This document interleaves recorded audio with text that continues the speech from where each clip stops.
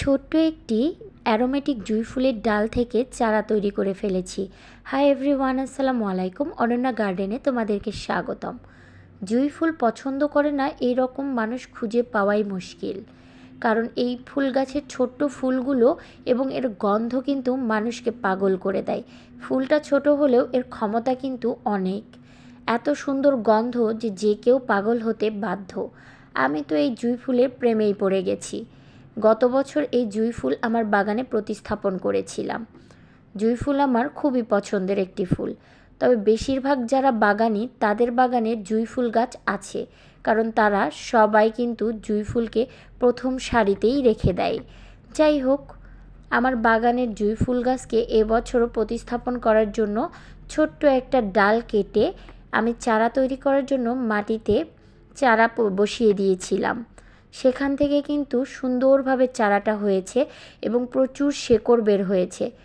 গাছের নতুন পাতা বের হওয়ার আগে মনে হয় পুরো পটেই কিন্তু এই যে শেকড় দিয়ে ভরে গিয়েছে।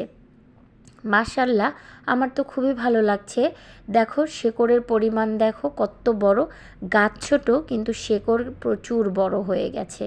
আমার তো খুবই ভালো লাগছে, তাই ভাবলাম ছোট পট থেকে একটু বড় পটে রিপোর্ট করে দেই। এই গাছে কিন্তু প্রচুর পরিমাণে বীজ হয়, সেই বীজ থেকেও কিন্তু চারা তৈরি করা যায়। আমার গাছেও কিন্তু অনেকগুলো বীজ হয়েছিল, আমি বীজগুলো মাটিতে বসিয়ে দিয়েছিলাম, কিন্তু চারাগুলো পাখি খেয়ে ফেলেছে, যার কারণে বীজ থেকে চারা তৈরি করা আর হয়ে ওঠেনি। তবে ডাল থেকে কিন্তু চারা তৈরি করা আমি বাদ রাখিনি। এই যে সুন্দর চারাটাকে আমি মাটি সুন্দরভাবে বসিয়ে দিচ্ছি। মাটিতে গোবর সার এবং ভার্মি কম্পোস্ট মিক্সড করেছি, যাতে গাছটা পুষ্টিগুণ সঠিকভাবে পেয়ে যায় এবং এবছর আমার বাগানটাকে ফুলে ফুলে ভরে তোলে। তোমরা কে কে জুঁই ফুল পছন্দ করো তারা অবশ্যই আমাকে কমেন্ট করে জানিয়ে দেবে। আর কে কে আমার মতো ডাল থেকে চারা তৈরি করেছো তারাও অবশ্যই আমাকে কমেন্ট করবে।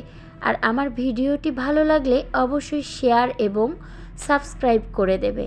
আশা করি তোমাদের এই ভিডিওটা প্রচুর উপকার দেবে, যারা জানো না যে জুঁই ফুলের ডাল থেকেই চারা তৈরি করা যায়।